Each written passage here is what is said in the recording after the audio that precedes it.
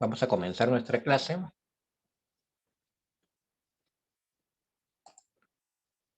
Bien. Vamos a comenzar nuestra clase del día de hoy. Yo soy el profesor Ricardo Bustamante Quirós, soy profesor de San Marcos y médico psiquiatra en el Hospital Víctor Larco Herrera. El día de hoy nos ha tocado desarrollar el tema de psicopatología de la memoria y de la inteligencia.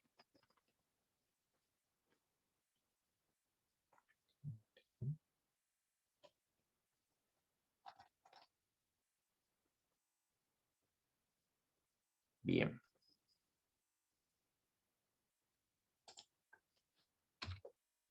Primero, siempre definir nuestros objetivos pedagógicos. Queremos ahora revisar la semiología de los trastornos de la memoria y la inteligencia y sus fundamentos fisiopatológicos. Esta va a ser nuestro objetivo conceptual. El objetivo procedimental, queremos que ustedes sean capaces de describir los aspectos psicopatológicos de la memoria y la inteligencia, y también los procedimientos que necesitamos utilizar para su evaluación. Y en tercer lugar, vamos también a querer que al final de nuestra sesión ustedes hayan desarrollado un auténtico interés y compromiso por adquirir la destreza necesaria para la aplicación del examen de estos procesos mentales en su examen clínico que hagan de ahora en adelante. Nuestra agenda para el día de hoy incluye entonces dos temas. En primer lugar, la memoria, que vamos a ver sus conceptos y tipos, su psicopatología y su evaluación. Y en segundo lugar, la inteligencia, con los mismos tópicos para revisar en los siguientes minutos. Primero, definir operativamente nuestro tópico del día de hoy. La memoria puede tener una multiplicidad de definiciones. Hemos escogido dos, que más o menos podemos tener como orientación operativa para nuestra clase del día de hoy. La memoria es un proceso psicofisiológico localizado en el sistema nervioso central, es decir, es un proceso que puede localizarse, que permite la capacidad de adquirir información por alguna vía sensorial, retenerla y utilizarla, ya sea con esfuerzo o de forma automática. Entonces vemos que es un proceso de adquisición de información que nos va a ser útil en algún momento y podemos hacer que esta memoria o que la información que hemos obtenido venga al presente, ya sea con esfuerzo o a veces de forma automática. Otra definición sería el proceso por el que la información adquirida se convierte en conocimiento y experiencia, y que guardamos para utilizarlos posteriormente cuando sea necesario. La memoria es prácticamente el disco duro de nuestra vida. Hay cosas que evidentemente van quedando almacenadas y otra información que podemos tener en algún momento, ya sea de manera automática o también con intención de tenerla, y que va a quedar algunas veces menos grabada que otras. Y eso tiene mucho que ver con el interés que le ponga uno a la información que va adquiriendo. Bien. ¿Cuáles son los tipos de memoria que vamos nosotros a tener?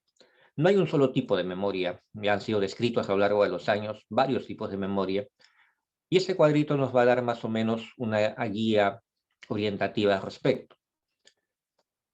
Toda información que nosotros tenemos en el entorno va a ser nuestro insumo para la memoria.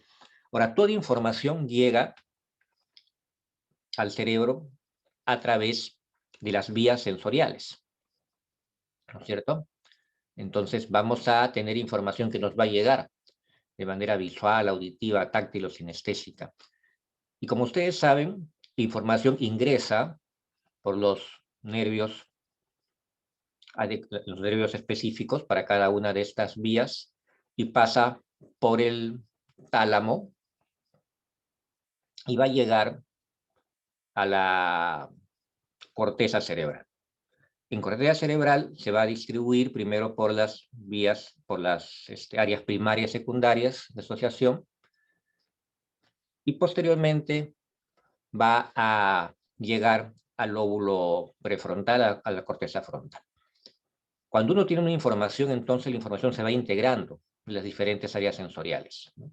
La única área sensorial que no pasa por el tálamo es la vía olfatoria, que pasa frente al bulbo olfatorio, ¿no? Y de ahí entonces ya puede ser almacenada. Toda esta información va a llegar al lóbulo prefrontal, a la corteza frontal, y ahí va entonces a crearse una construcción de lo que estamos nosotros recibiendo de manera general. Por ejemplo, si vemos o si recibimos una información que a la vez tiene componente auditivo y visual, eso va a integrarse en nuestra corteza prefrontal y nosotros podemos entonces retenerla temporalmente. Esa es una memoria a corto plazo, una memoria inmediata, una memoria que puede mantenerse por pocos minutos, pocos segundos, perdón, y puede perderse si es que nosotros no tenemos interés en mantenerla.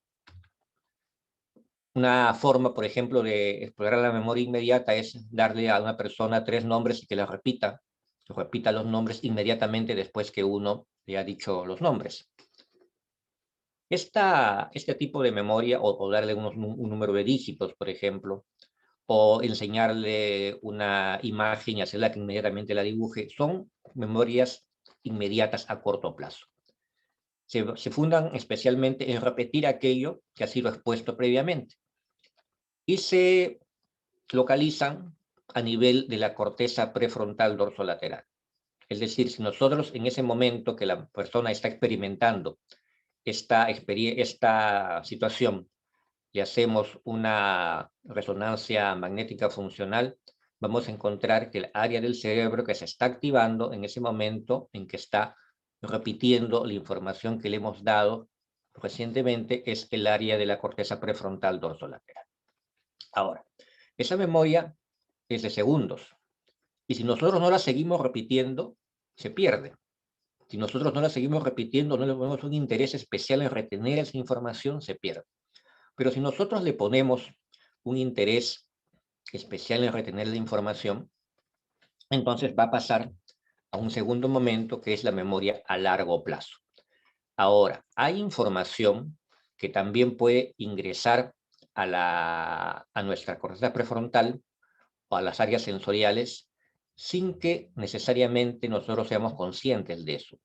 Es mucho menos posible, pero sucede de que cuando estamos, por ejemplo, en una situación X o estamos en un lugar X, paseando, o estamos en un ambiente, hay información que ingresa por áreas sensoriales y puede inclusive almacenarse de manera inconsciente. Es menos posible que ocurra, pero también puede ocurrir. Entonces, esto va a dar lugar a la memoria a largo plazo. La memoria a largo plazo es una memoria que ya no solamente va a quedar temporalmente en nuestro sistema nervioso, sino que se va a convertir en una memoria que va a ser codificada y consolidada. Es decir, va a estar registrada como quien registra en un libro, como un notario que está haciendo un registro de lo que está sucediendo.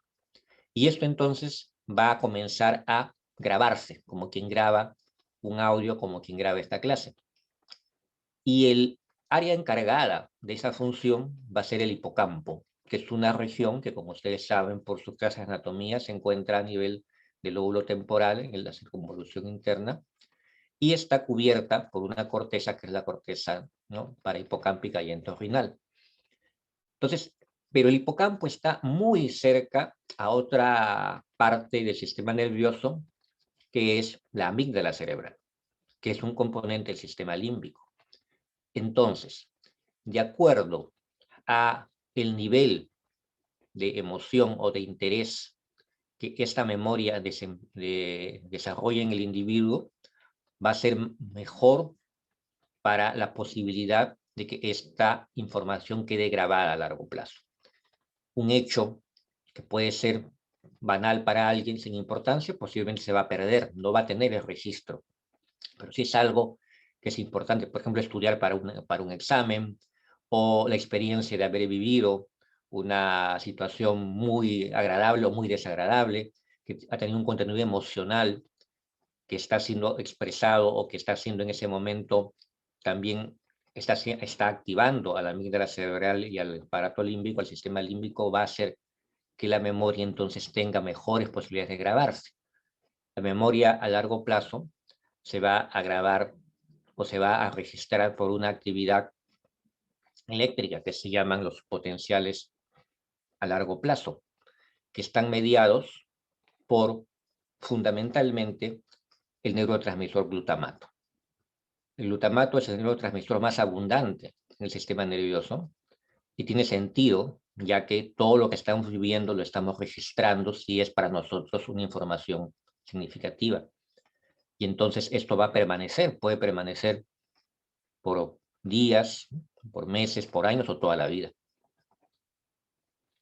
En el hipocampo, entonces, esta información está como procesándose, consolidándose y puede estar ahí días, semanas, hasta que después de ser ya procesada, entonces va a ser almacenada y va a quedar ya como una información a largo plazo. Ahora, la memoria a largo plazo tiene dos formas que hay que tenerlas en cuenta. La primera es la llamada memoria declarativa o memoria explícita. Es decir, aquello que uno va adquiriendo en la vida como información, de manera que uno puede explicarla. Uno puede tener una información, por ejemplo, de algo que le ocurrió en un momento de su vida, de su infancia, su adolescencia, de su juventud, del colegio, de la universidad, o puede también tener información que adquirió como información de sus cursos, o de lo que estaba pasando en la política, o de lo que vio, por ejemplo, en un partido de fútbol, etc. Uno lo puede explicar, lo puede declarar. Está muy ligada al sistema verbal y visual. Pero tenemos también otro tipo de memoria, que es la memoria procedimental. Aquello que nosotros aprendemos a hacer en la vida sin tener necesariamente que explicar cómo lo hicimos o cómo lo aprendimos. Entonces, estos dos tipos de memoria, llamados explícita e implícita o declarativa y procedimental, constituyen los almacenes de memoria. Memoria declarativa es saber qué nos pasó. Y la memoria procedimental es saber cómo se hace algo. ¿Ok? La memoria declarativa tiene también dos componentes, que es la memoria episódica, en primer lugar, la memoria de nuestra vida, lo que recordamos acerca de nosotros, y es una memoria única para cada persona, porque nadie ha vivido la vida que ha vivido uno, ¿no es cierto? Solamente es una experiencia vital. Podemos recordar aquello que nos pasó en la infancia, en la adolescencia, en la juventud. Podemos recordar dónde vivimos, nuestros amigos, ¿no? Nuestras relaciones personales, nuestros viajes, etc. Y tenemos también otro tipo de memoria en este grupo, que es la memoria semántica, es decir, lo que aprendimos de información del entorno, del mundo. La memoria semántica implica la cultura, nuestra educación, saber cuándo se produjo la independencia del Perú, ¿no? Saber qué sucedió en la Revolución Francesa, saber cuáles han sido las guerras mundiales, etc. Es decir, memoria semántica implica el conocimiento que ha sido adquirido a través de la información del entorno. Es como comparar la memoria episódica, como digo, un disco duro de nuestra vida, y la memoria semántica, una enciclopedia, ¿no? En donde tenemos información que hemos adquirido, pero que también esta información la tienen otras personas en nuestro entorno, mientras que nuestra información biográfica es propia porque uno la vivió de una manera particular. Estos dos tipos de memoria se van a almacenar. ¿Y dónde se almacenan? Una parte de estas memorias se almacenan en forma periférica al hipocampo en los lóbulos temporales, y la mayor parte, el hipocampo, las envía a almacenarse como un bibliotecario que envía los libros a almacenarse en diferentes stands de una biblioteca. ¿Y dónde las almacena? En los mismos córtex de asociación del cerebro, es decir, en el córtex visual, en el córtex auditivo, en el córtex olfatorio gustativo, ahí se van almacenando estas informaciones. O en el área sensitiva, para información táctil, ahí se van almacenando. Entonces, la mayor parte de la información se va a distribuir a nivel del cerebro por las mismas áreas por donde también han ingresado. Es como quien tiene en una biblioteca, ¿no?, sus áreas determinadas para cada componente. Y cuando nosotros queremos evocar algo, por ejemplo, queremos acordar, ay, ¿qué nos pasó la última semana de San Fernando? ¿Dónde estuvimos? ¿Qué pasó en la verbena? ¿O qué pasó en el partido? Bueno, no hablemos mejor de fútbol, pero ¿qué pasó en el mundial de tal? Entonces uno evoca y jala la información porque uno está queriendo evocar esa información. O nos pasa algo y eso que nos pasa en ese momento nos hace evocar algo que está almacenado en nuestra memoria. ¿Cómo se hace eso? Eso entonces es como que se reconstruye esta información y es jalada de donde está almacenada, ¿no?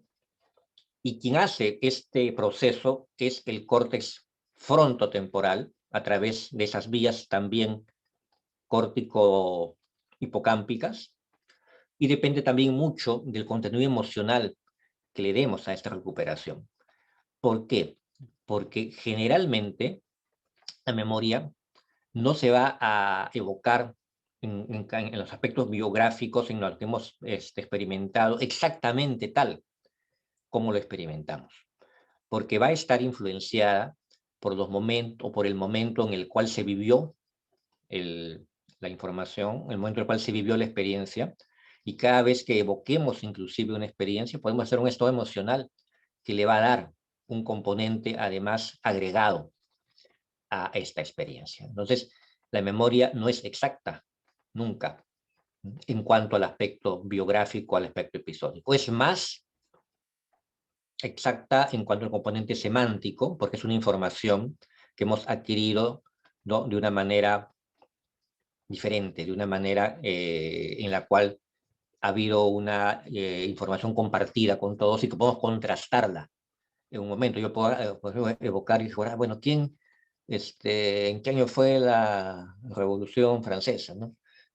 Yo me acuerdo que fue en 1780, puedo contrastarlo, ¿no? Entonces puedo llegar a tener una información exacta. En cambio, en cuanto a una experiencia que yo viví en mi biografía, ¿no?, puedo esa información estar más bien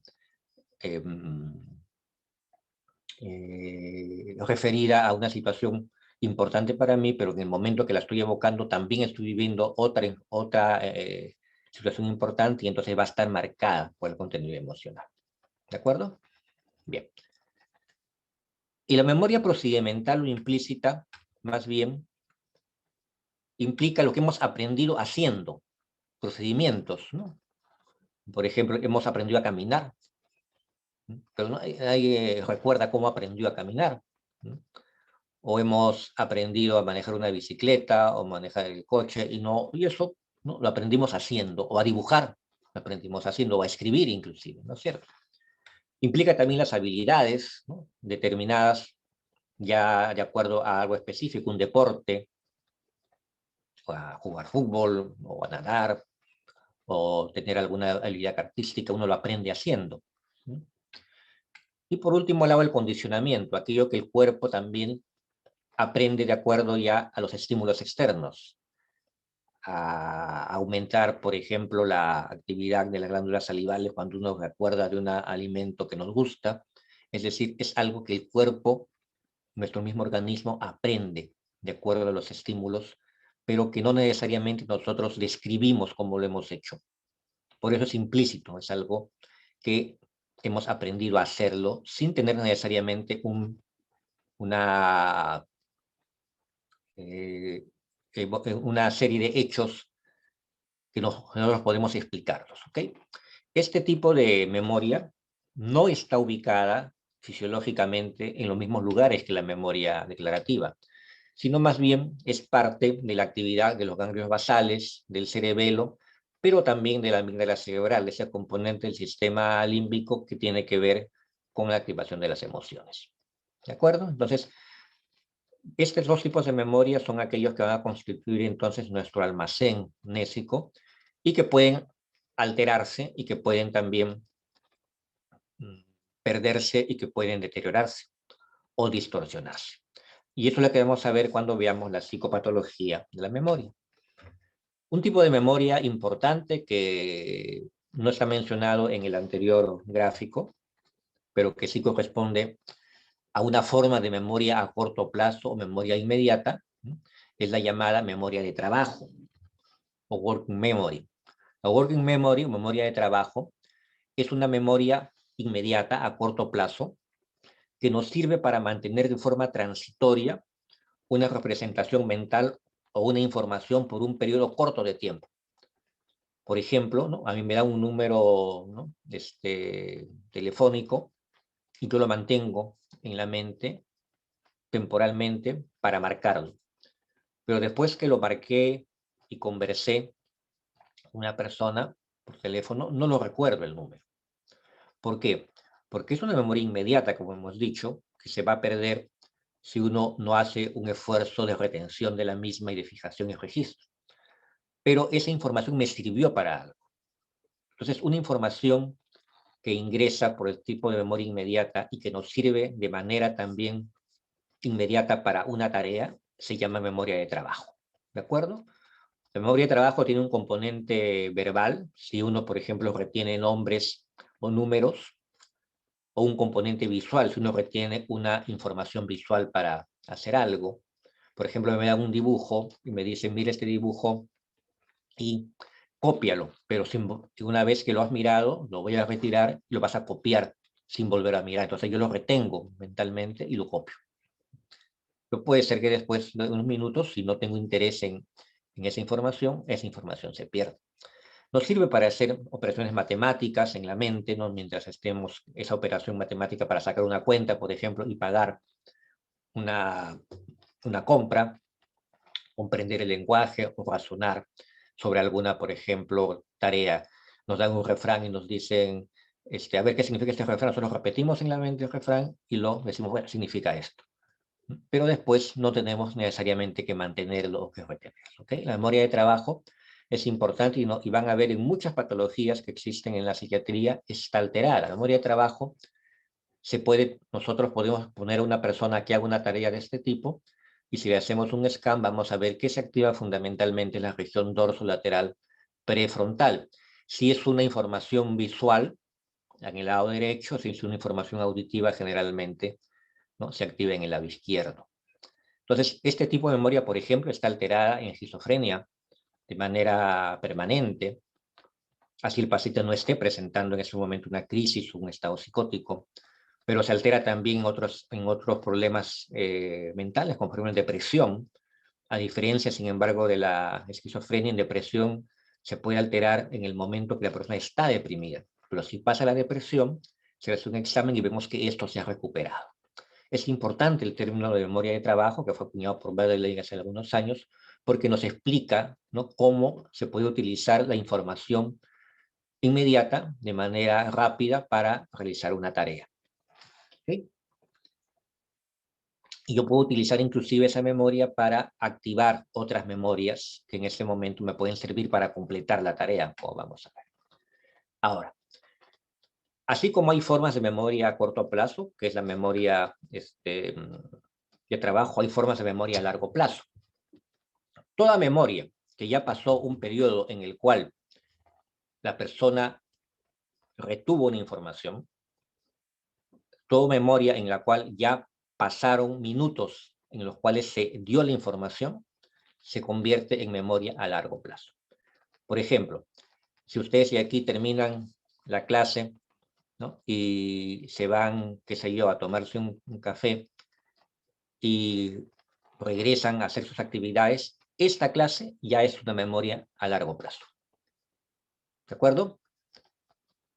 Porque aquí a veces hay confusión. La memoria inmediata o a corto plazo es la memoria en la que nosotros retenemos inmediatamente después de la información que hemos recibido.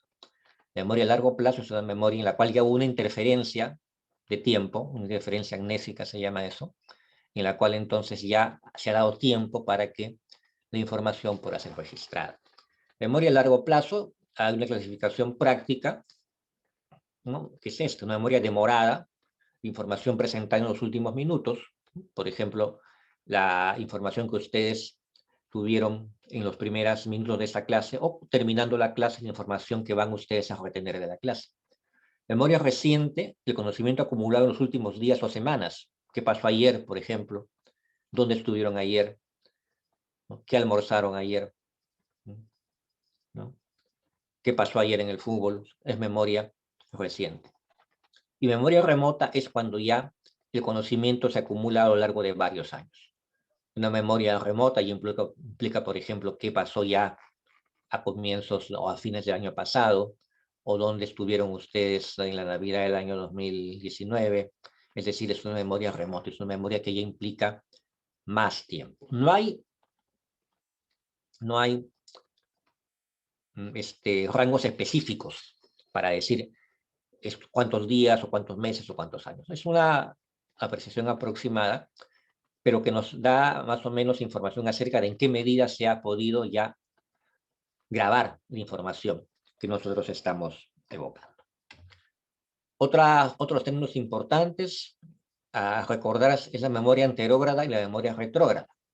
Estas formas de memoria utilizadas mucho en la clínica usan generalmente en función a la relación de la memoria con un hecho reciente.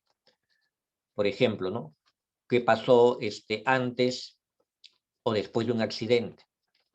¿O qué pasó antes o después de una afección neurológica? Entonces, todo lo que es anterógrado en la clínica se utiliza, ¿no? Para referirse a aquello que sucede después de que la persona ha tenido esta lesión o ha sucedido este hecho. ¿Ya? Por ejemplo, una persona tiene un accidente, ¿cómo está su memoria después? ¿Qué ha almacenado después de la información? ¿Y qué almacena o qué tiene como almacenamiento antes de la información? Eso vamos a ver un poquito después. Ahora, todo sistema de memoria, entonces, que vamos nosotros a ver desde el punto de vista explícito, pasa por el hipocampo. Esa memoria declarativa, que hasta nuestro hipocampo, y nuestro hipocampo está pegadito a la amígdala. Y por eso, como hemos dicho, la posibilidad de que una información tenga mayor impacto y esté grabada con mayor fuerza depende también del contenido emocional o el interés que haya puesto la persona en esa información. Este hipocampo está rodeado de la corteza parahipocámpica y la corteza periorrenial y va a estar, no, perdón, periférico a la corteza, y va a estar rodeado por la corteza entorrenal. Y acá está nuestro hipocampo con sus diferentes células. Una vez que la información es codificada, una vez que se registra, como ese notario, como ese bibliotecario que registra la información, la comienza a almacenar, ¿no? En las áreas de asociación. ¿De acuerdo? Ahora, eso es un gráfico un poco ya más integrador, en donde tenemos entonces el entorno, el sistema sensorial, que es nuestro proveedor de información, la memoria de trabajo, como dijimos, que es una combinación de la atención y la memoria, que puede dar una respuesta inmediata para hacer una tarea, pero si, por ejemplo, yo puedo asociar esta información temporal con otra información que necesito para completar la tarea, puedo jalar información de memoria declarativa o de memoria procedimental. Por ejemplo, ¿no? Si yo me dicen, me da una guía para irme, me estoy manejando y me dicen, llegas por allá, si doblas 2 veces a la izquierda, una a la derecha y sigues de frente, encuentras una iglesia y volteas a la derecha. Pero yo mantengo eso en la mente. Y cuando voy manejando, entonces recuerdo de que por ahí he estado otra vez y había un semáforo. Entonces estoy entonces involucrando en ese momento a un recuerdo que estoy jalando de mi memoria declarativa. ¿Ya? Entonces, la memoria de trabajo tiene también esa posibilidad de poder, en algún momento que me es necesario, jalar la información para completar una respuesta. ¿De acuerdo? Entonces, todo esto es básico para poder comprender por qué nuestra memoria también se puede perder, por qué hay cosas que no grabamos, por qué hay cosas que no recordamos necesariamente, y por qué hay cosas que recordamos como no habían sucedido, sino de acuerdo también al contenido emocional o afectivo que nosotros le hemos dado a una información. Nosotros, por ejemplo, ustedes ven una película que vieron que les gustó mucho hace 10 años, en un momento importante de su vida. Es posible que la vieron, por ejemplo, con una persona con la que ustedes en ese momento tenían una relación, o si habían estado en ese momento muy afectados, o muy tristes, o muy contentos. El recuerdo va a estar asociado también a esas emociones.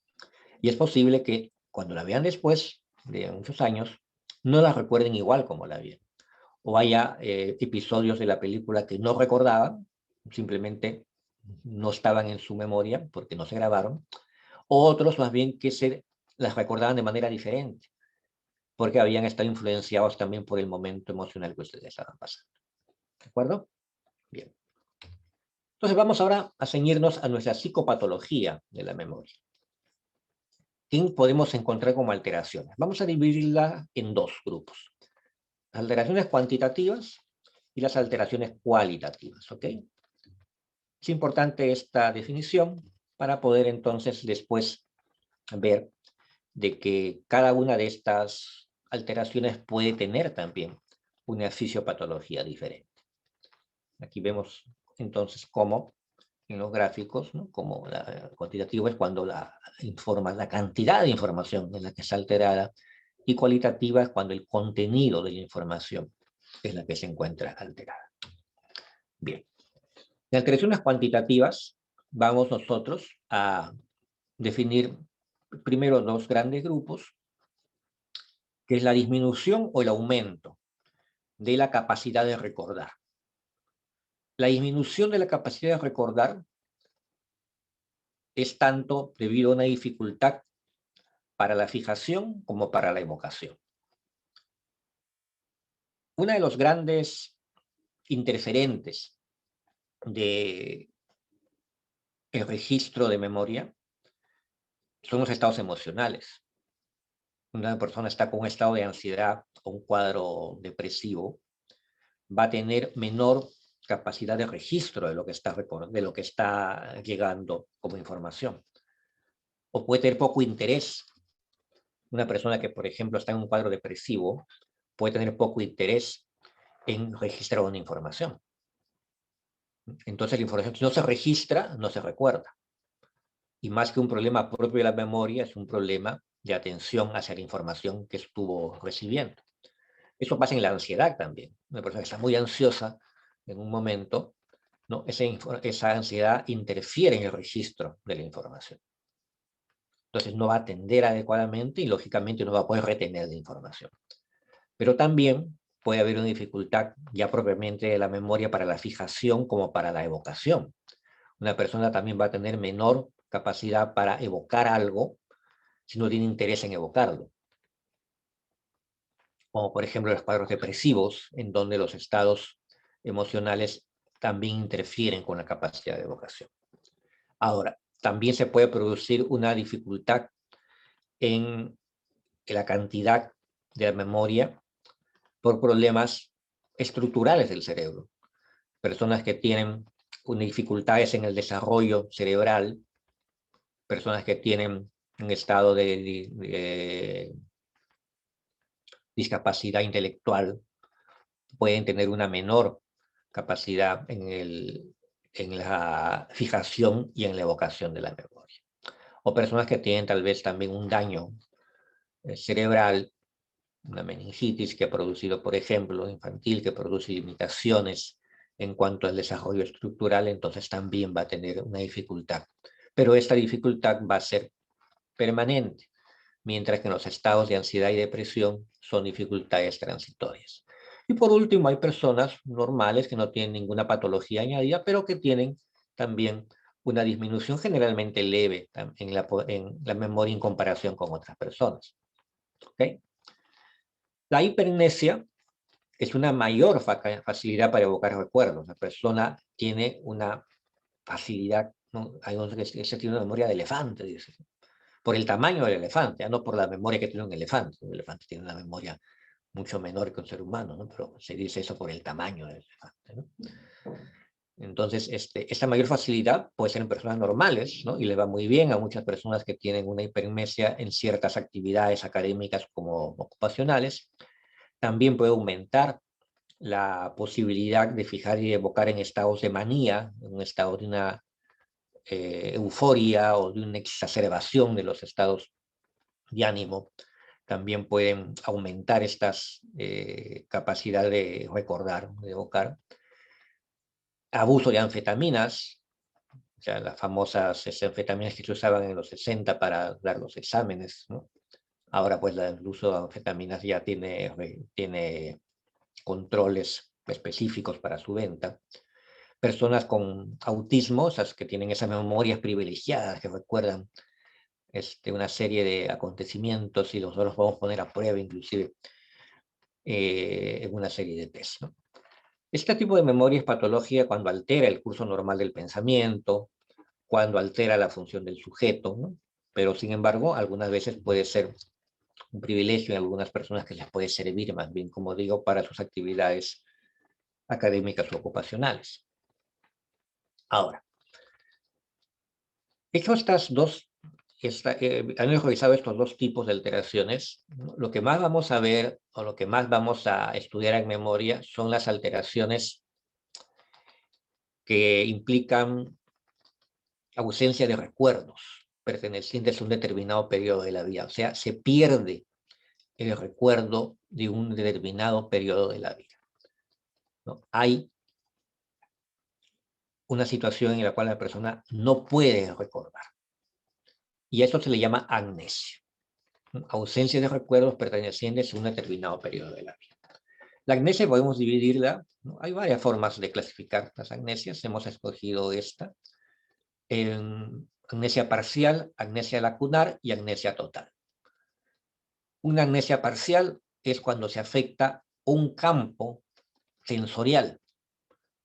Hay una amnesia visual, o sea, una amnesia para experiencias visuales, auditivas o verbales. Esto es algo muy específico en algunos trastornos orgánicos cerebrales, especialmente cuando nosotros vemos lesiones cerebrales por traumatismo, por isquemias que afectan un área cerebral, el área sensorial, ¿no? Asociación, por ejemplo, visual, primaria o secundaria, o el área parietal, que tiene que ver con nuestras experiencias de posición o de orientación, o áreas temporales que tienen que ver con experiencias auditivas o verbales. Eso generalmente está asociado a deficiencias agudas por lesiones cerebrales. Esta memoria puede ser, o esta alteración puede ser permanente, irreversible si hay una lesión grande o que es una lesión que va a afectar el tejido cerebral, o puede ser transitoria si hay la posibilidad de la rehabilitación a través de la neuroplasticidad. La amnesia puede ser lacunar. Uno olvida lo ocurrido en un determinado periodo de la vida, pero tiene capacidad de evocación para lo que sucedió antes o después de esto. Esto lo vemos, por ejemplo, cuando se interfiere el registro de información y esto no se registra. Cuadros de epilepsia, el uso de alcohol y benzodiazepinas. Esos casos en los cuales la persona no recuerda qué pasó, estuvo tomando anoche, no recuerda cómo llegó a casa. Y le cuentan, no, pero estuviste haciendo chistes y contando esto, ¿no? Y te fuiste con no sé quién, pero no recuerda cómo llegó. ¿Por qué? Por el alcohol y las benzodiazepinas activan el sistema GABAérgico que interfiere con el registro de información, o sea, antagoniza el glutamato. Entonces es posible que ese episodio, ese periodo, la persona nunca lo recuerde, porque no lo grabó. Las amnesias lacunares también implican situaciones, ¿no?, depresivas o de estrés agudo, que también bloquean la posibilidad de registrar una información. Y la amnesia total más bien involucra todos los elementos y formas de conocimiento que corresponden a un lapso determinado de la vida. Es decir, hay una dificultad para poder evocar información de un determinado de la vida, un episodio determinado de la vida, un momento determinado de la vida, o para fijar nueva información. Entonces, de acuerdo al tipo de proceso que esté alterándose, ya sea la fijación o la evocación, o ambos, es que vamos también a clasificar a este tipo de amnesias totales. Este es el gráfico que yo les decía anteriormente en relación a lo que hablamos de anterógrado y retrógrado. Cuando hablamos de anterógrado, nos estamos refiriendo a algo que sucede después de un determinado acontecimiento. Y retrógrado, lo que ha sucedido antes de ese acontecimiento. Entonces podemos hablar por eso de amnesia anterógrada o amnesia retrógrada. La amnesia anterógrada impide incapacidad para aprender nueva información, mientras que la amnesia retrógrada implica incapacidad para recordar información previa a un hecho. Entonces, amnesia anterógrada o de fijación. No se almacenan hechos recientes. Entonces, ¿qué sucede? Que la persona no va a aprender nuevas cosas. Tiene imposibilidad de fijar los estímulos que ocurren después de la acción del factor que ocasionó la amnesia. Por ejemplo, si una persona comienza a presentar un deterioro de su región hipocámpica, como en la demencia tipo Alzheimer, es decir, se va a perder el hipocampo, que es el que registra la información, va a deteriorarse y esto va a impedir que se registre adecuadamente. Entonces la persona no va a poder registrar información. Este tipo de amnesia entonces es un deterioro progresivo y va a dar entonces una amnesia permanente e irreversible. Puede suceder también el síndrome de Korsakoff, que se produce por una alteración a nivel de áreas encefálicas por disminución de la vitamina B1, como sucede en las personas con alcoholismo, en la cual se va entonces a perder la capacidad de registro por ese tipo de deterioro. ¿Ok? Entonces la persona pierde capacidad de fijar nueva información. Ahora, también se puede dar de manera transitoria en algunos cuadros de epilepsia, por los efectos de sustancias, como hemos dicho, por ejemplo, en un estado de consumo de alcohol o benzodiazepinas agudo, en el cual la persona dice, no recuerdo todo, ayer tomé para dormir lo que usted me indicó y no me acuerdo, ¿no?, desde que estaba solamente conversando con mi hijo. Porque hay medicamentos, como la benzodiazepina, como hemos dicho, que interfieren entonces en este registro.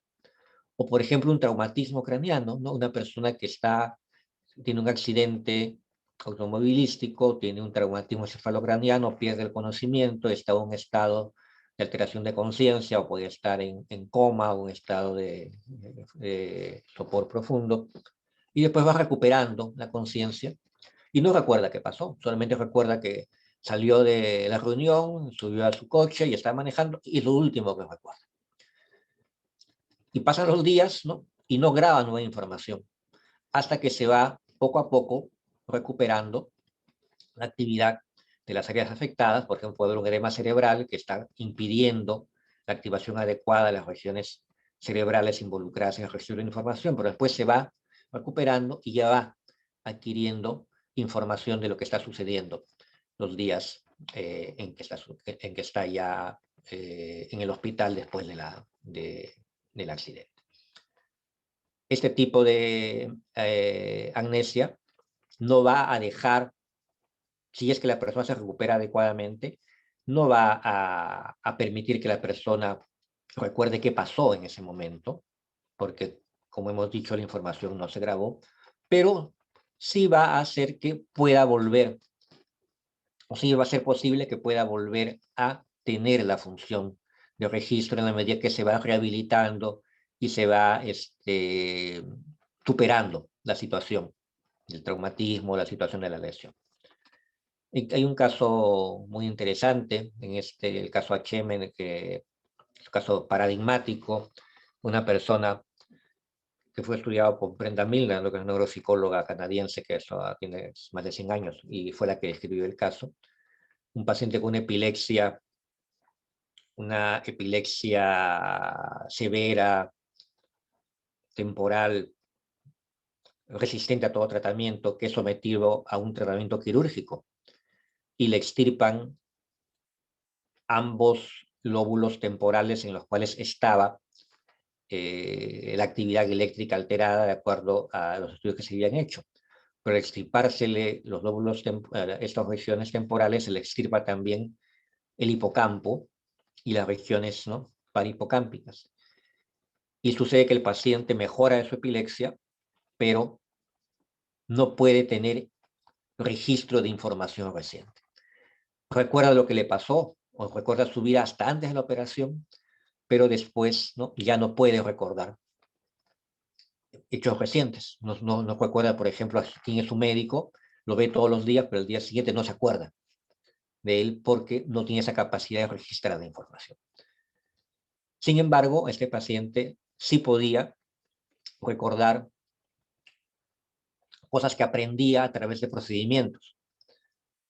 Por ejemplo, aprendió a dibujar, ¿no?, que no sabía dibujar, aprendió a dibujar, ¿no? Hacía técnicas, otros procedimientos, aprendió a hacer algunas actividades motoras. ¿Por qué? Y eso sí lo recordaba, porque el tipo, como hemos dicho, de memoria, tiene otro componente fisiológico para poder realizarse. Bien. La memoria retrógrada o de evocación es la incapacidad para recordar hechos y sucesos remotos, ocurridos mucho tiempo antes. Puede ser transitoria, como en estados psicógenos, en los cuales la persona está interferida por algún factor emocional que le impide recordar. Y eso en las teorías psicodinámicas de la mente se llama, pues, represión. Hay una represión de esa situación, ¿no?, por factores psicógenos. O puede ser permanente cuando la persona también tiene traumatismos, encefalitis, o cuando la demencia también progresa. Entonces se ya va comprometiendo otras áreas cerebrales. En esa medida en que la demencia progresa, en que los estados demenciales progresan, entonces va deteriorando áreas donde están almacenados también recuerdos que ya no van a poder ser evocados porque comienzan a ser destruidos. La amnesia retrógrada de evocación es la que vamos fundamentalmente también a verla combinada con la amnesia anterógrada, cuando los estados demenciales, por ejemplo, ya han ido progresando y entonces están comprometiendo más áreas cerebrales. Eso lo vemos en las demencias cuando ya está en una fase avanzada. O podemos ver amnesias globales de manera aguda y transitoria en la amnesia global transitoria, ¿no?, o sea, personas que bruscamente pierden el recuerdo de dónde están, de qué habían ido a hacer, de qué hacen, de qué se dedican. Cuando esta memoria o cuando esta amnesia, según casos que se han observado, implica la pérdida de la situación del entorno, pero el mantenimiento del conocimiento de uno mismo, se asume que puede haber ahí un componente vascular, una situación que está bloqueando en ese momento la actividad cerebral. Cuando hay un trastorno en el cual la persona pierde inclusive la información de quién es él, no sabe quién es, no sabe cuántos años tiene, no se encuentra totalmente desorientado, habría que buscar más bien una causa emocional, psicógena. Las amnesias globales transitorias con pérdida de información de uno mismo generalmente están asociados a un problema disociativo, a un estado de disociación, el cual también ustedes van a ir estudiando en sus siguientes clases. ¿Okay? Bien. Vamos ahora entonces a las alteraciones cualitativas.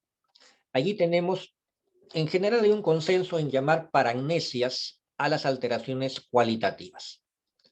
¿Ya? Las lesiones cualitativas implican entonces, como un término general, paragnesia, y vamos a ir viendo cuáles son estas paragnesias. Son falsos recuerdos, que sin embargo la persona experimenta como verdaderos, ¿no? Y que sustituyen a los hechos reales. Algo frecuente es la ilusión del recuerdo, una llamada también alomnesia, evocación deformada de una vivencia real. Se puede haber una alomnesia en personas con estados emocionales o con estados de fatiga. El recuerdo entonces está distorsionado. Uno puede recordar en un estado, por ejemplo, depresivo, algo que sucedió en su vida de una manera distorsionada, ¿no? Porque el estado anímico lo está en ese momento también involucrando, lo está influenciando. Pero también se puede ver en cuadros psicóticos o cuadros delirantes. La persona tiene recuerdos diferentes, ¿no?, a lo que pasó realmente. Yo puedo, si estoy en un estado depresivo, puedo recordar o puedo evocar, por ejemplo, mis años de universidad y pensar que no tenía amigos y que en verdad siempre me alejaron y siempre me marginaron de las reuniones. Y no era así, pero estoy influenciado en ese momento por un cuadro depresivo, por un cuadro emocional. O un paciente delirante con esquizofrenia puede decirme, doctor, cuando estaba en el colegio, los chicos me insultaban, ¿no? Y me ponían apodos y siempre estaba yo defendiéndome. Y es posible que esta persona tenga un cuadro también delirante, paranoide, influenciado por su estado delirante, entonces va a evocar recuerdos mucho más distorsionados, ¿no?, de lo que como realmente experimento. La alucinación del recuerdo ya implica no una distorsión del recuerdo, sino una falsa experiencia. Es decir, la persona no vivió aquello que está recordando, pero sin embargo se mantiene en el tiempo. Tiene un paciente que cuando comentaba, por ejemplo, cuando le comentaba su vida, decía que recordaba cuando había nacido. Lo recordaba inclusive, ¿no?, cómo era el lugar donde nació, y recordaba haber visto, ¿no?, a la persona que lo atendió, lo cual es imposible porque la información se registra de manera consciente generalmente a partir de los 3 o 4 años de vida, cuando el hipocampo ya está maduro. Antes, toda información se pierde, pero hay casos en, como digo, la persona recuerda cosas que no sucedieron. Eso se llama alucinación del recuerdo. De una paciente que también constaba constantemente los viajes que había hecho, ¿no?, que era una paciente psicótica y que contaba que había estado, ¿no?, en diferentes lugares, en verdad nunca había vivido esas experiencias, pero no era una paciente que estaba mintiendo, sino que realmente las recordaba como si fueran reales. Una alucinación del recuerdo. Diferente a la confabulación. La confabulación es un falso recuerdo, pero que generalmente ocurre en personas que tienen una demencia o un síndrome de deterioro cognitivo, porque ha habido vacíos en su memoria, o hay vacíos en su memoria, y la persona en eso nos cuenta algo. ¿Qué pasó la semana pasada, señor? El domingo pasado. El domingo pasado. ¿Qué pasó? Me visitaron mis hijos, vinieron mis hijos con mis nietos y tuvimos, ¿no?, un almuerzo acá en mi casa. Por eso tiene demencia. Bueno, me entrevisto mañana y le pregunto, ¿qué pasó el domingo pasado? El domingo pasado, el domingo pasado. El domingo pasado salí con mi esposo y nos fuimos a, a comprar, ¿no?, al supermercado. Y cada vez que le pregunto algo, el paciente me dice otro recuerdo, evoca de manera diferente lo que pasó. Y lo que está pasando es que no tiene información, ha perdido la información, entonces rellena esa información, ¿no?, esos vacíos de memoria, ¿no?, con relatos irreales o idóneos, o perdón, erróneos. No hay intención de mentir, sino que de repente en ese momento llega algo a su mente y rellena ese espacio como una pieza que falta de rompecabezas y la pone. ¿De acuerdo? A diferencia de la alucinación de recuerdo, que generalmente es constante, es permanente en la evocación del sujeto. Esto generalmente se produce en los cuadros de deterioro, en las demencias. Y diferente la pseudología fantástica o pseudología fantástica. en donde la persona más bien inventa un discurso con el fin de obtener interés y la atención del entorno. Lo grave en estos casos es que la persona, a fuerza de repetir ese invento, de repetir ese recuerdo falso, esa experiencia falsa, puede llegar a creerse lo que está, expresando, ¿no? Pero sin embargo, cuando se le confronta, después de una confrontación o un examen, acepta que es falso. A diferencia de una idea delirante o una ilusión, que la persona nos cuenta un relato, ¿no? Y cuando nosotros lo confrontamos, persiste en un relato como que esto fuera verdad.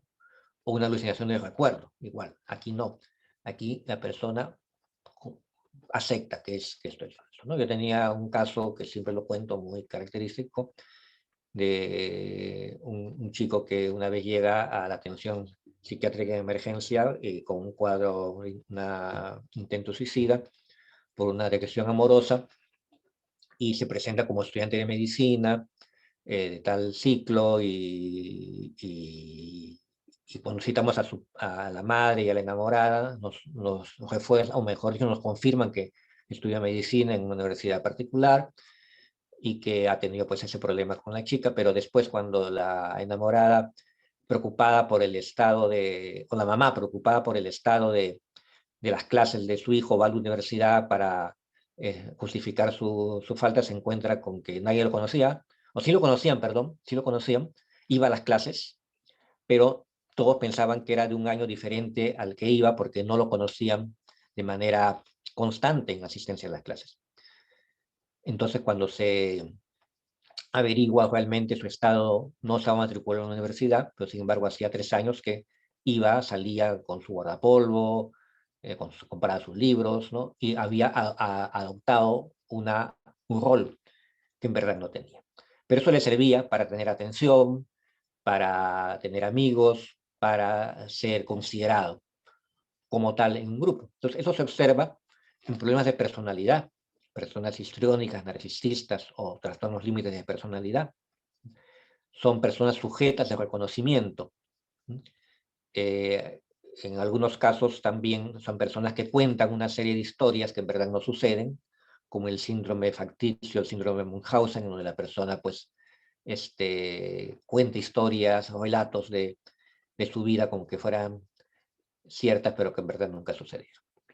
¿De acuerdo? Aquí entonces el objetivo no es obtener un beneficio, como puede ser un mitómano, un delincuente que está obteniendo beneficios a través de una serie de conductas falsas o mitómanas, ¿no? Aquí el objetivo es tener atención, ser reconocido, ser considerado, ¿no? Personas muy dependientes o con demasiados problemas en cuanto a su imagen personal. No es frecuente, pero puede encontrarse en algunos casos, ¿ya? Pasamos ahora entonces a las paramnesias de reconocimiento, es decir, distorsión en el reconocimiento de personas, hechos o situaciones. La persona aquí, por ejemplo, que nos ha sucedido, ¿no?, a muchos, ¿no?, tiene fenómenos de falsa familiaridad o extrañeza, el déjà vu, es decir, lo ya visto, lo ya vivido. Nos pasa que tenemos una impresión de familiaridad, ¿no?, que una vivencia nueva ya se había experimentado antes, esto ya lo viví, esto ya me pasó, ¿no? Y también sucede lo contrario, ¿no? Una sensación de extrañeza, ¿no?, de que algo experimentado antes es nuevo, como que, oh, esto nunca había pasado, ¿no? Y sin embargo, ya me ha pasado antes. Estos casos pueden ser normales, la persona reconoce la falta de la realidad. Dice, sí, ¿no? Acá algo extraño está pasando. Se puede ver en estados de epilepsia, de bulbo temporal, con algunas psicosis tóxicas. En los estados de déjà vu, que es lo que más he estudiado, ¿no?, se propone de que lo que está sucediendo es que ha habido un ingreso de información de manera inconsciente, y esto ha originado de que la información se registre por milisegundos antes de que uno sea consciente de que la información está siendo registrada. Entonces, en verdad uno es consciente de la información del registro después que hace el registro. y eso hace aparecer como que la situación ya había sido vista, ¿no? O ya había sido vivida. Hay una serie de hipótesis acerca de este fenómeno que seguramente muchos de ustedes lo han experimentado. Y otra paragnesia es reconocimiento, que no es frecuente, pero que está descrita, es la criptognesia. La criptognesia es la falta de reconocimiento de que un hecho que el sujeto identifica como original o propio, en verdad ya ha sido experimentado por el sujeto con anterioridad, al haberlo visto o escuchado en alguna parte. Es decir, yo, por ejemplo, esto es mi idea, ¿no? Yo lo he creado, ¿no? Y en verdad, lo que ha pasado es que yo lo viví antes, lo he visto, lo he escuchado, y no recuerdo, ¿no?, haberlo registrado de esa manera. Entonces lo registro como mío. Esto ha dado lugar, pues, a denuncias por plagios, el caso famoso de George Harrison, ¿no? Una canción que registró como suya y ya estaba registrada antes en la melodía, ¿no? Y la defensa fue de que en verdad no recordaba que esto había sido experimentado antes, ¿no? Y hay unos casos que también se pueden entonces aquí exponer como una patología, pero hay que diferenciarlos, pues, ¿no?, del plagio o de la copia eh, intencional, ¿no?, que en ese caso pues no tiene nada de criptognesia, ¿no? Por eso estos casos en verdad hay que evaluarlos con mucho cuidado, no son frecuentes, pero pueden dar lugares a temas de denuncias por plagios. Finalmente, las paragnesias de reconocimiento, que las pongo aquí como parte de las trastornos de memoria, pero en verdad implican mayores problemas que solamente la memoria. El síndrome de Capgras, por ejemplo, es cuando la persona ve a una persona que se presenta como tal, pero cree que es un impostor, o que en verdad no es la persona que está diciendo ser. Doctor, decían que eran mis padres, eran igualitos a mis padres, pero no eran mis padres, se estaban haciendo pasar por mis padres. El síndrome de Capgras, o el síndrome de Fregoli, que es un poco lo contrario, es decir, yo veo a una persona y digo, esta persona en verdad es Juan. Y después veo a otra persona que es un diferente rostro, con diferente ropa, ¿no? Y digo, no, este Juan, pero se ha disfrazado. Es el mismo Juan, pero que está disfrazado como tal. Y siempre estoy identificando como si fuera la misma persona, ¿no? Entonces, esto es importante porque en verdad está involucrando posiblemente otras áreas cerebrales. Posiblemente se ve en lesiones del hemisferio derecho, en lesiones frontales, se ve también en esquizofrenia. Pero también puede aparentar que en verdad la persona no recuerda adecuadamente a aquello que ha experimentado anteriormente. Hay otros dos tipos más raros, que son la paragnesia reduplicativa, donde la persona siempre está pensando que el lugar en donde está en verdad es un lugar, es la duplicación de un lugar donde ya estaba antes. La persona llega, por ejemplo, a un lugar, aquí ya estuve antes, ¿no?, pero estuve en otro lugar, estuve el año pasado, pero esto es una copia del sitio donde estuve antes. Eso se ve en cuadros delirantes. O síndrome de doble subjetivo, ¿no?, la persona que piensa que en verdad tiene un doble, una persona que está haciendo sus funciones o sus roles en otra parte, en otro lugar o en otra parte del mundo. Estos síndromes, como digo, pueden tener un componente en cuanto a la alteración de la memoria, pero más se está incluyendo como cuadros más complejos que alteran diferentes áreas cerebrales, ¿no? Y que inicialmente se veía o se catalogaba estos casos como solamente problemas psiquiátricos, pero progresivamente se ve de que también hay cuadros en los cuales hay lesiones cerebrales que pueden dar este tipo de sintomatología. ¿Okay? ¿Cómo evaluamos la memoria? La memoria remota se puede evaluar a través de la anamnesis, ¿no? Uno, mientras va haciendo la entrevista, le va preguntando al paciente dónde estudió, dónde fue al colegio, cuál fue su primer empleo, etcétera, ¿no? Estamos evaluando la memoria episódica, la memoria biográfica. Y podemos evaluar la memoria semántica a través de preguntas sobre hechos importantes, ¿no? Nombres de presidentes, acontecimientos importantes en el mundo, de pasados, ¿no? En cuanto a la historia, por ejemplo, ¿no? La memoria reciente más bien se refiere, como dije, al recuerdo de acontecimientos verificables de los últimos días. Me puedo preguntar a la persona qué hizo ayer, dónde estuvo, ¿no? El domingo pasado, cuáles son los acontecimientos recientes de los cuales se han enterado, qué dicen los periódicos, qué dicen la televisión, quién ganó ayer, etcétera, ¿no? Memoria reciente. Y memoria inmediata, algo que en ese momento le pido al paciente que repita, ¿no? Nombre de objetos, nombre de dígitos, o una frase, le digo, a ver, repita después de mí. Para que un país sea rico y poderoso, necesita exportar grandes cantidades de madera. A ver, repita. Entonces la persona, ¿no? Evalúo cómo está su memoria inmediata. O le digo un refrán. A ver, dígame, ¿no? No por mucho madrugar, amanece más temprano. Entonces, repite. Ahora, si le digo el nombre de 3 objetos, a ver, dígame. Le voy a decir 3 objetos. Pelota, árbol, manzana. Repite usted. Pelota, árbol, manzana. Ya. Si le digo, recuerde esos objetos, porque aquí a 5 minutos, a 10 minutos, voy a volver a preguntarle, entonces, después de 10 minutos, le hago la pregunta y le digo, ¿qué objetos le dije? Ya no estoy evaluando una memoria inmediata, ¿no es cierto? Ya estoy evaluando memoria a largo plazo, porque ya ha tenido él que fijar y registrar la información. Y esa es una memoria a largo plazo que estaría dentro de lo que hemos llamado una memoria demorada, una memoria, ¿no?, de pocos minutos, pero en la cual ya ha habido entonces un esfuerzo de registro. ¿De acuerdo? Eso lo podemos hacer en la clínica, en nuestro examen mental, ¿no? Es parte del examen mental.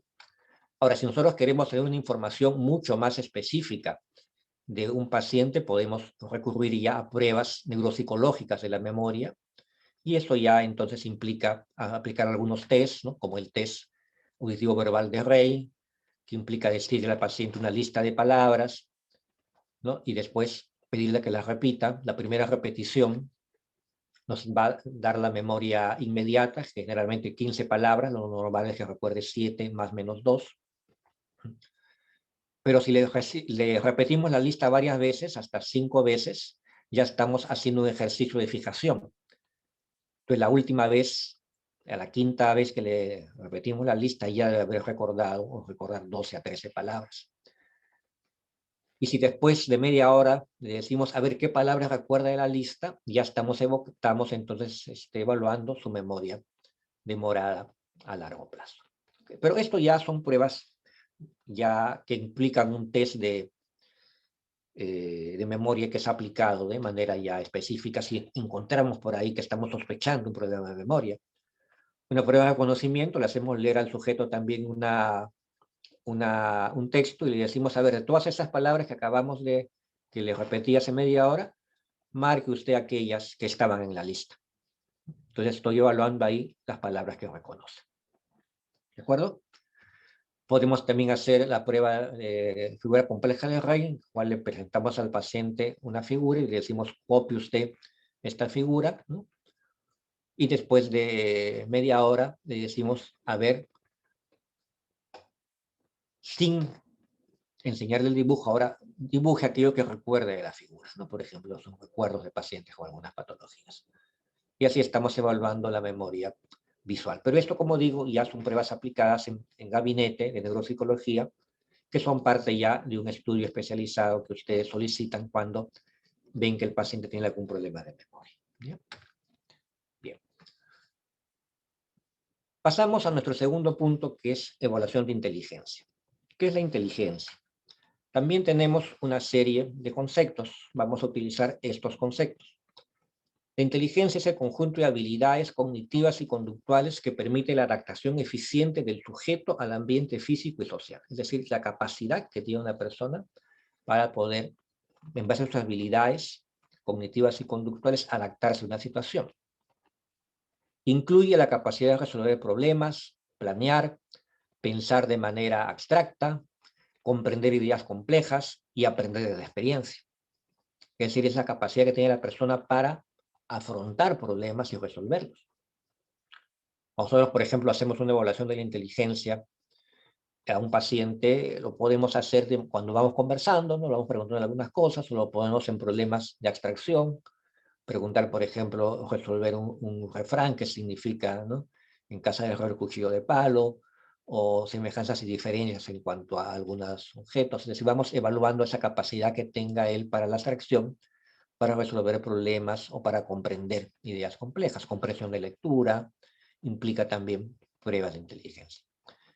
Ahora, la inteligencia no se identifica con conocimientos específicos, ni con habilidades específicas, sino que se trata de habilidad cognitiva general, es decir, es una capacidad general, es lo que se llama el factor G de la inteligencia, ¿no? El factor general.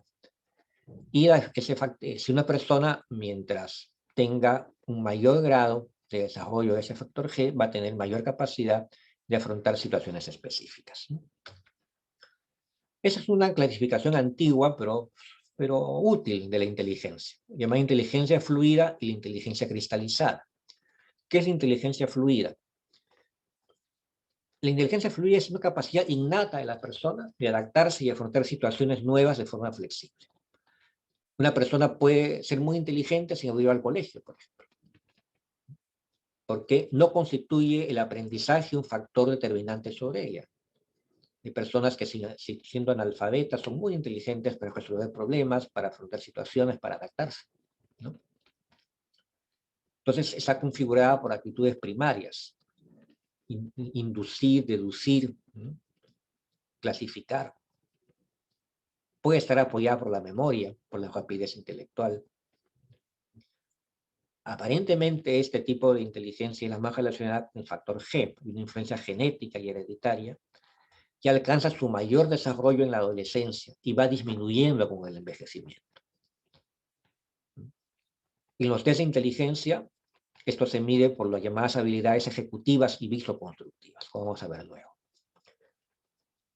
La inteligencia cristalizada, más bien, es aquello que la persona va adquiriendo, estas capacidades y estrategias, en base a conocimientos adquiridos a través de la historia, del aprendizaje, la educación y la cultura.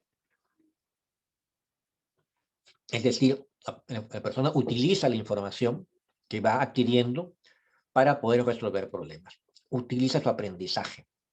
Entonces, aquí ya la persona ha desarrollado actitudes para la comprensión verbal, las relaciones entre palabras, evaluación y valoración de la experiencia. Eso se va entonces adquiriendo a lo largo de la vida y es más estable durante el envejecimiento. Es decir, generalmente nosotros evaluamos a una persona a un determinado momento de su vida, entre los 20, 40 y 60 años, vamos a ver que la inteligencia fluida puede ir mermando, pero su inteligencia cristalizada es permanente, es dura, más, es decir, se va consolidando, ¿ya?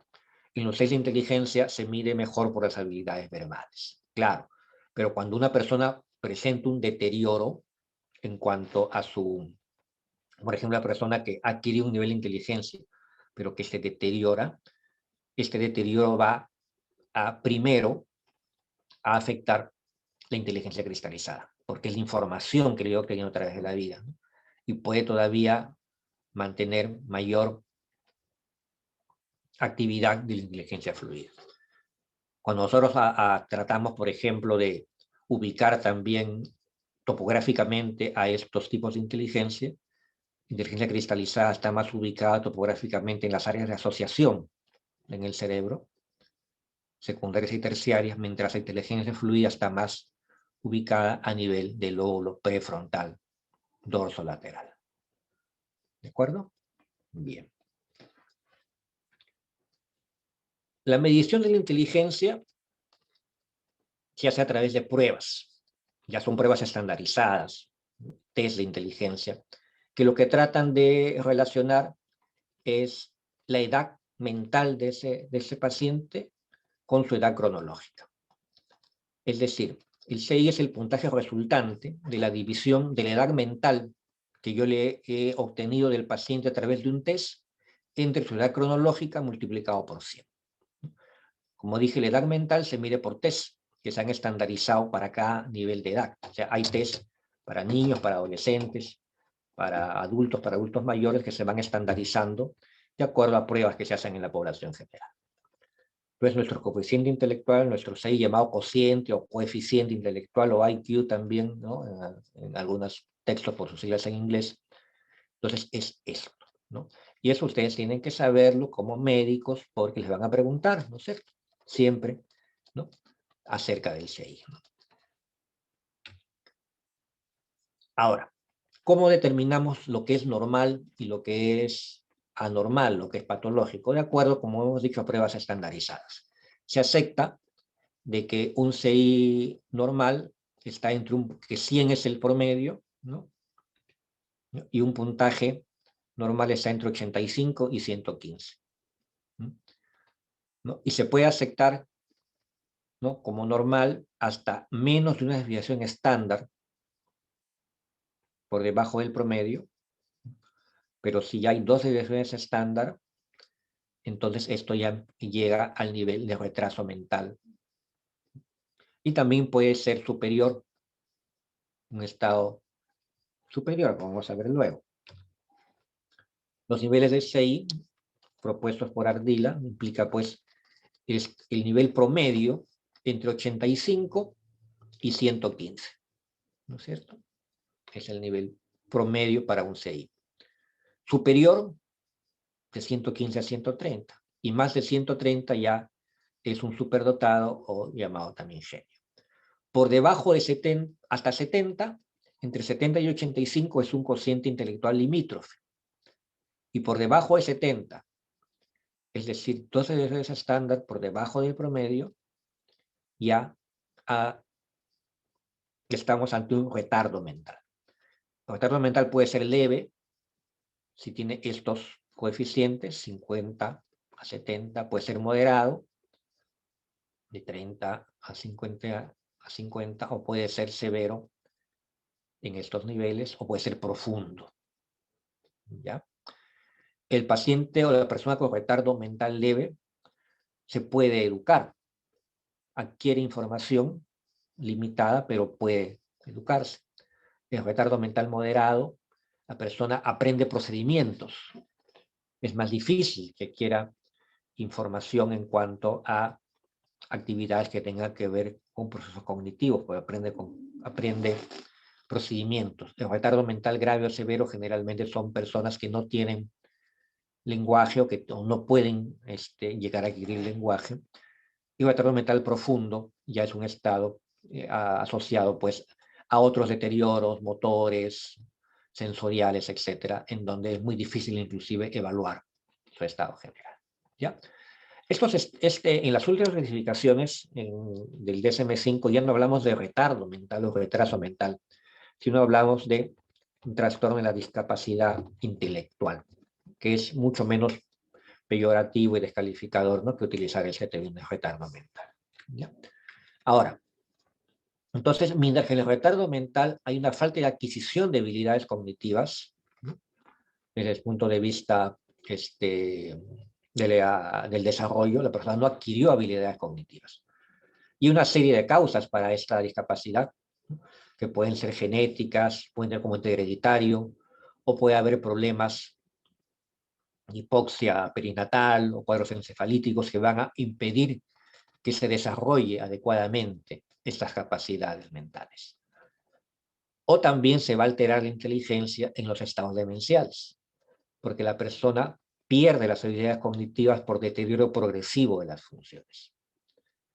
Honorio Delgado comparaba a estos casos, por ejemplo, como ejemplo poniendo decía, la diferencia está entre, mientras que un retardo mental es como una choza, ¿no?, o sea,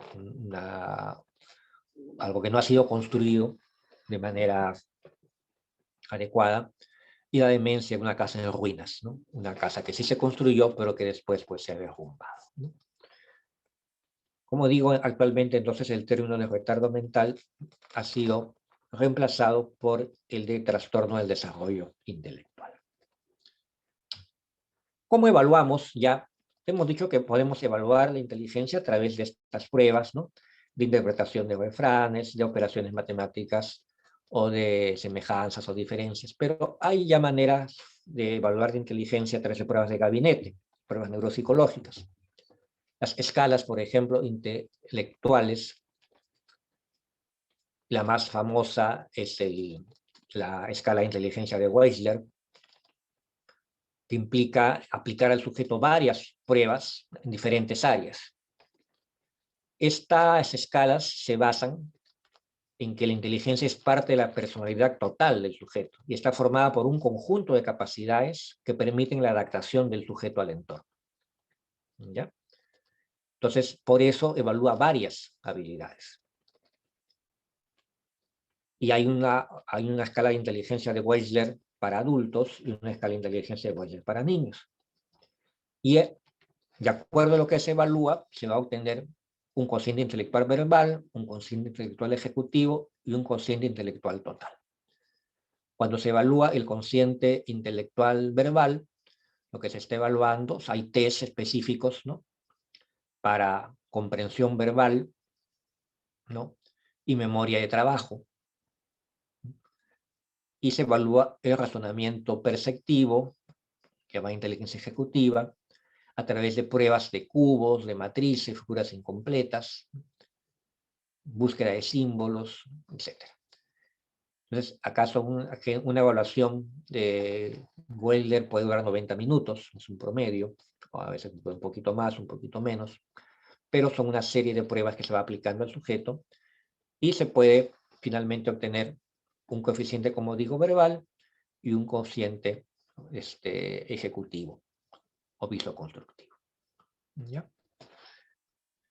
Y de otro lado, las otras test de inteligencia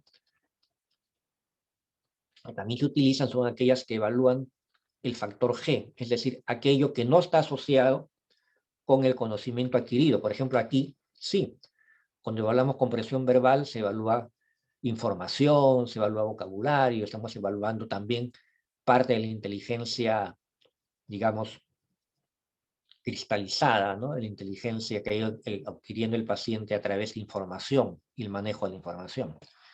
En cambio, con las pruebas que se evalúa inteligencia general, o llamadas de factor G, asume que la inteligencia tiene un factor que es el que dirige toda la capacidad y habilidades del sujeto. Y esto entonces se logra a través de pruebas de abstracción. ¿Qué capacidad tiene la persona para hacer abstracciones? Y esto lo relaciona entonces con la posibilidad de, en base a esa capacidad, evaluar de qué manera va a poder afrontar situaciones. Las pruebas que miden mejor este factor de inteligencia son las relaciones abstractas, ¿no? Por ejemplo, el test de matrices progresivas de Raven, que son 60 láminas que se van dando al sujeto de manera progresiva para que vaya evaluando cuál es el elemento que falta aquí. Evaluando pues los elementos que están, cuál es el que debería estar aquí de los elementos que están en la posición inferior. Ya ustedes seguramente ya lo identificaron cuál es el que falta, y si no, hagan su test parcial después de la clase, ¿no? Pero en verdad son 60 láminas en el test de Raven, y que nos permite dar también una idea de la inteligencia general o del factor G. Esta prueba también se aplica a las personas, generalmente se resuelve entre 45 minutos y 60 minutos, a veces más, a veces menos, no hay tiempo limitado para la prueba, pero y da una clasificación también en cuanto a la posibilidad de identificar un sello. ¿Okay? Bien, eso también, si ustedes tienen, por ejemplo, una necesidad de saber que una persona, cuál es el nivel intelectual de una persona, su capacidad para resolver problemas, adaptarse, pueden pedir pruebas específicas de inteligencia, ya sea la escala de Weisler o la test de matrices progresivas de Raven, que es esta de aquí. Muy bien, jóvenes, entonces con esta también hemos terminado nuestra clase. Les dejo esta frase de Gabriel García Márquez, que está en la autobiografía de él, que se llama Vivir para contarlo, ¿no?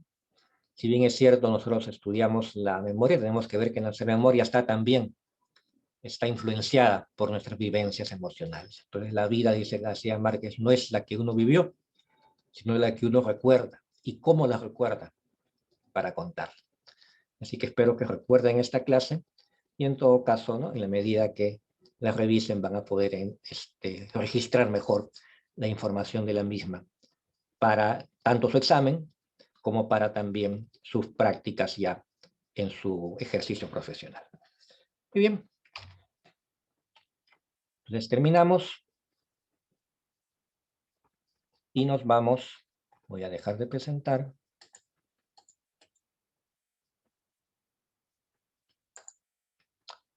Muy bien. Y nos vamos a nuestras preguntas. Sí, doctor. Quisiera empezar con las preguntas yo. Tenía una confusión acerca de lo que es delusión con un falso recuerdo. En el caso de la delusión, ¿es creer que ha pasado o simplemente es creer que están haciendo algo, digamos? Si podría ayudarme con eso. Ya, una delusión es un trastorno en el pensamiento. Entonces la persona puede elaborar una serie de ideas que se asocian entre ellas y constituyen un pensamiento. Una delusión puede estar, o insumos para una delusión pueden ser falsos recuerdos, pueden ser paramnesias, pueden ser alomnesias, pueden ser alucinaciones de recuerdos. Pero una delusión implica ya la asociación de ideas. O sea, la persona ya está entonces asociando ideas en torno a una situación. ¿De acuerdo? En cambio, un falso recuerdo es un acontecimiento específico que la persona recuerda de manera distorsionada o algo que no ocurrió. Es algo menor que un cuadro delusivo. ¿Ok? Sí, doctor, muchas gracias. Bien. ¿Otra pregunta? A ver. Doctor, buenos días. Buenos días. Sí, doctor, quería saber qué diferencia hay entre inteligencia general y inteligencia específica. Y otra pregunta es, ¿qué diferencia hay entre inteligencia y cognición? Ya. A ver, la inteligencia, como dije, aceptamos que es un componente de la personalidad, pero que implica la posibilidad de adaptarse a diferentes situaciones. El término inteligencia específica no es un término que esté estandarizado como tal. Hay un autor como Howard Gardner que habla de inteligencias múltiples y que describe una serie de habilidades que pueden tener las personas, hasta 7 talentos, ¿no?, musical, verbal, físico, etc. Pero que más que inteligencia son habilidades que la persona ha desarrollado. Entonces, sin embargo, la teoría del factor G nos dice, como hemos visto en la clase, de que hay algo que dirige todas las habilidades de la persona, ¿no? Y que, por otro lado, hay posibilidad de que la persona tenga habilidades particulares en áreas diferenciadas. Y esos son los que proponen que en verdad la inteligencia está compuesta por una serie de factores, no solamente un factor, es una serie de factores que pueden hacer que la persona sea más hábil en determinadas áreas. Y estas áreas se han clasificado, ¿no?, de manera también estandarizada en 4 indicadores, que son la comprensión verbal, la memoria de trabajo, el razonamiento perceptivo y el tiempo de reacción. Son los componentes de lo que se ha considerado como evaluación de la memoria por habilidades parciales. La memoria de trabajo y la comprensión verbal dan lo que podríamos identificar como el cociente verbal, y el razonamiento perceptivo y el tiempo de reacción, el cociente ejecutivo. ¿De acuerdo? Entonces, la sumatoria de todos estos conceptos van a dar un grado de inteligencia. Ahora, entonces, eso es los defensores de este tipo de concepto de la inteligencia dicen que una persona puede tener diferencias en cuanto a esas habilidades, ¿no? Mientras que la inteligencia que dice que hay un factor que domina todas las habilidades y que es aquel sobre el cual se desarrollan las demás habilidades. ¿De acuerdo? Entonces, son dos conceptos, ¿no?, que no necesariamente tienen que estar en controversia o pueden ser complementarios. Ahora, la cognición es todo el proceso de manejo de la información que tiene la persona. Implica la atención, implica la memoria, funciones ejecutivas, el lenguaje, etc. Pero no necesariamente una persona con un nivel adecuado de procesos cognitivos va a desarrollar un adecuado nivel de inteligencia si no tiene los estímulos necesarios. Uno puede tener procesos cognitivos indemnes, pero necesita estímulo, necesita la información para desarrollarla. Entonces, la inteligencia es esa capacidad cognitiva que tiene la persona, ¿no?, y que va a utilizar, ¿no?, para poder adaptarse al entorno en el que está a través de la información que va recibiendo. ¿De acuerdo? Entonces, la cognición viene a ser un componente de la inteligencia. Ahora, por otro lado, la inteligencia también está influenciada por factores emocionales. Y ahí tenemos un autor como Goleman que habla de la inteligencia emocional. Hay personas que de repente que desarrollan cognitivamente adecuadamente, pero no tienen un nivel, un CI alto, pero tienen mucha capacidad para adaptarse a situaciones de acuerdo a su desarrollo emocional. Y hay otros que pueden tener también un CI cognitivo alto, pero tienen dificultades para interactuar emocionalmente y entonces no van a poder adaptarse adecuadamente. ¿De acuerdo? Entonces también el aspecto afectivo emocional es importante para poder complementar este aspecto intelectual. ¿De acuerdo? Gracias, doctor. Sí. Bien, Jaime, después Buenas tardes. Antonella y después Juan. A ver, Jaime. Doctor, tenía entendido que en el caso de amnesias mm, ah, se decía que empezaba desde la memoria reciente avanzando hasta la memoria remota. En el caso de traumatismos cráneoencefálicos, ¿es esto cierto? A ver, no. A ver, repite pues tu pregunta, por favor. Jaime, ¿puedes repetir la pregunta? Claro, en casos de amnesia por traumatismo se decía que iba de memoria reciente a memoria a memoria remota. ¿Esto suele darse? Ya, o sea, en caso de traumatismo, lo que se altera es la memoria reciente. Es decir, o mejor dicho, la persona tiene dificultades para fijar información. Porque generalmente un traumatismo encefalocraneal de un edema cerebral. Y eso va a comprometer la actividad de áreas cerebrales específicas. Por ejemplo, toda el área fronto-hipocámpica. Entonces no se va a adquirir nueva información. Pero puede haber un traumatismo, una lesión cerebral, que sea más grave y que comprometa otras áreas cerebrales.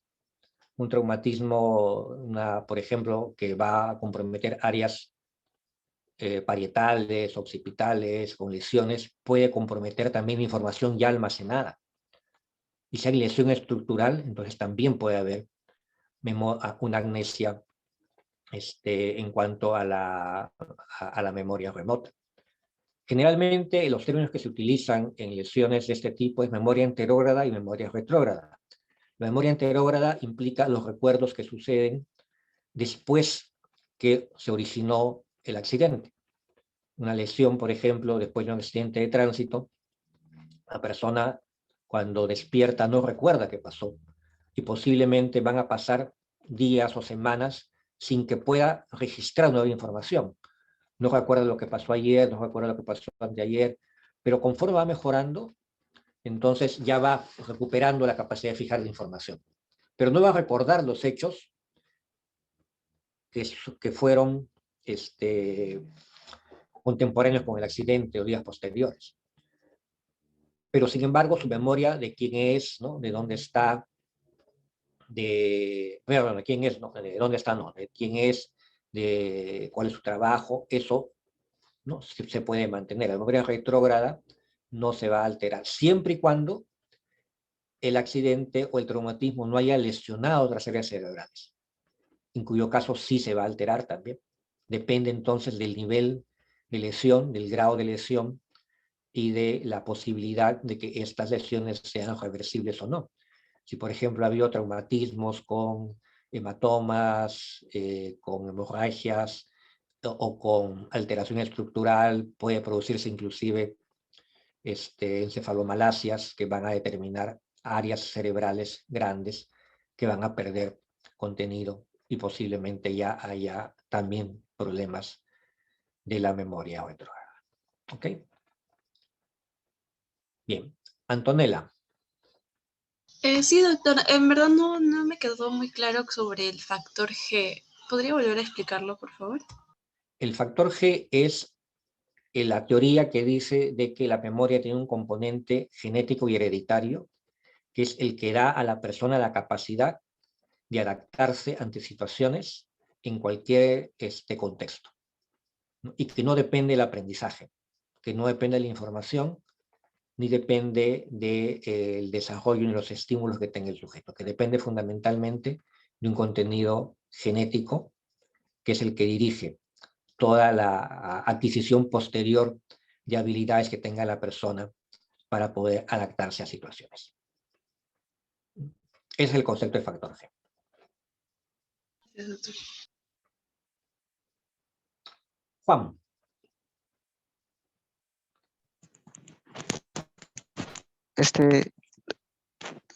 Doctor, ¿me escucha?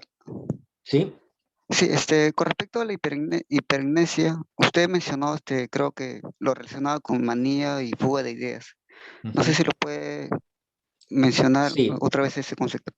Ya, la hipermnesia es la capacidad aumentada para registrar o evocar información. La hipermnesia se ve en situaciones normales. Hay personas que tienen una gran memoria, pueden fijar información y evocarla rápidamente. Hay personas que pueden evocar mucha información. Entonces vamos a la Biblia y decimos, la Biblia de tal cosa, ¿no? Entonces, en el deporte, en la política, la persona evoca la información con mucha facilidad. Y esto puede ser normal. Y puede ser inclusive algo, como digo, beneficioso para la actividad laboral o académica. Pero puede haber hipermnesia en situaciones en las cuales hay una influencia directa de los estados emocionales. Si la persona, un estado maníaco, por ejemplo, está en un estado de euforia, puede en ese momento, en base a su gran actividad límbica, subcortical y en áreas corticales, puede tener mayor facilidad para evocar situaciones de su vida, de su infancia, ¿no?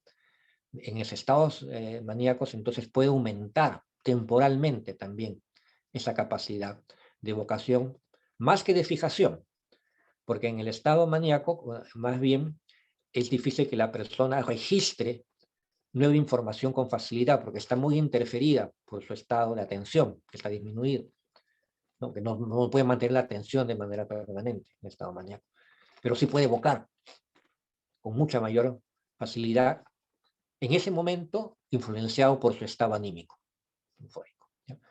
Ahora, también se ve hipermnesias en estados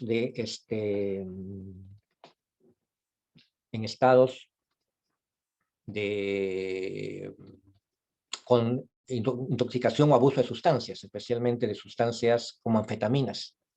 En la década de los 60 se usó mucho anfetaminas por estudiantes porque era de venta libre las anfetaminas, y después ya se registró en Estados Unidos especialmente, y después ya se puso un límite. ¿Por qué? Porque las anfetaminas aumentan la actividad dopaminérgica y pueden mejorar la atención, y eso puede también mejorar el registro de memoria.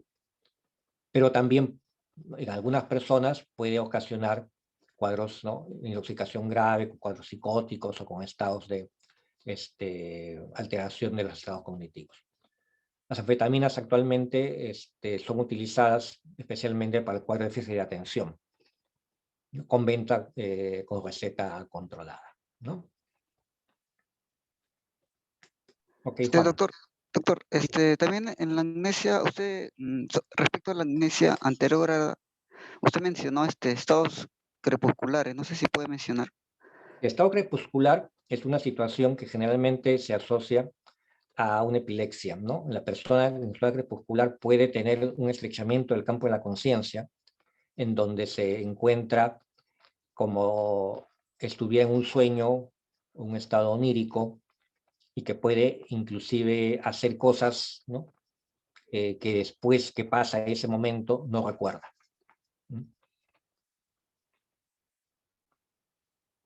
¿Ok? Tiene Sí, venas doctor, crepusculares en epilepsia del lóbulo temporal también. doctor, usted creo que está utilizando, se utiliza el término amnesia, o sea, por ejemplo, hace un momento mencioné amnesia anterógrada, también se puede decir memoria anterógrada, no se diferencia, ¿no? Ya, Claro, la memoria anterógrada es la información que adquieres después, o la memoria que puedes adquirir después de un acontecimiento, de un hecho. Y memoria retrógrada es la memoria, ¿no? De que se ha adquirido antes de ese hecho.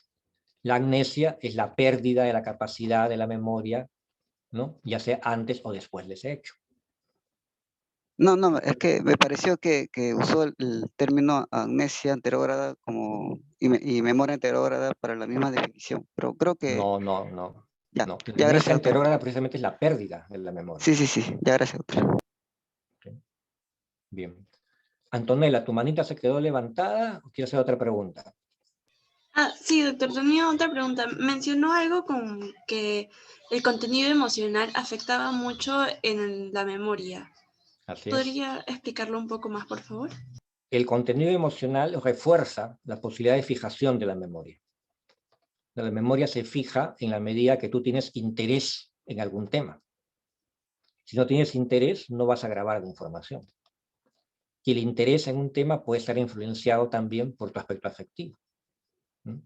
Algo que te afecta, tanto favorablemente como desagradablemente, entonces va a activar áreas límbicas, especialmente el sistema de la amígdala. El sistema de la amígdala también va a reforzar el registro de la memoria. La amígdala tiene conexiones con el hipocampo. Entonces, en la medida de que la amígdala cerebral se active más, entonces va a producir también mayor activación de áreas hipocámpicas. Entonces, en la medida que un componente, un hecho en tu vida, tiene mayores contenidos emocionales, va a ser más probable que la información se registre, ¿no? a mayor plazo. ¿Ok? Gracias, doctor. ¿Alguna otra pregunta, chicos? Bien. Si no hay preguntas, les agradezco su atención. Estudien. Tenemos un curso corto, pero como ustedes están viendo, bien intensivo. Y también con la información que ustedes van adquiriendo en estas clases, creo de que van a complementar